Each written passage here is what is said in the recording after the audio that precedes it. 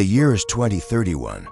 Humanity has just launched its first perpetual motion aircraft, a colossal jet designed to circle the Earth without ever needing to land. On board, life is a self-contained paradise. Passengers enjoy luxury suites, gourmet meals, and panoramic views of the clouds. For the first few years, everything goes perfectly.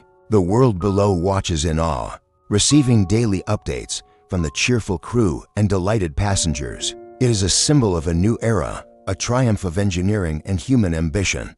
Then, one day, the communications stop, not all at once, but they become strange. The captain's logs, once crisp and professional, turn into rambling philosophical monologues about the nature of the sky. Passenger vlogs, which used to be full of smiles and touristy shots, are now filled with long, silent takes of the empty horizon. The footage becomes grainy, the audio filled with a low, constant hum that wasn't there before. No distress calls are ever made. The jet simply continues its silent, perfect orbit around the globe. Governments and space agencies are baffled. Rescue missions are planned. But how do you rescue a plane that shows no signs of trouble? How do you intercept a vessel that is still, by all technical measures, operating flawlessly? Drone flybys capture images of the passengers, but they don't look panicked. They look calm to calm.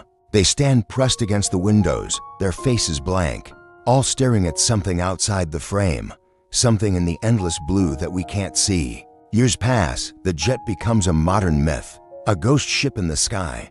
Some say the passengers and crew achieved a higher state of consciousness, up there, detached from the world below. Others whisper that they were taken, not by a technical failure, but by the sky itself. Children grow up pointing at the sky, at the silver glint of the jet, telling stories of the people who went up and never wanted to come back down. We still track its path, a perfect, unwavering circle. The last message we ever received wasn't a call for help. It was a single, cryptic sentence transmitted on an open channel. We were wrong about the ground.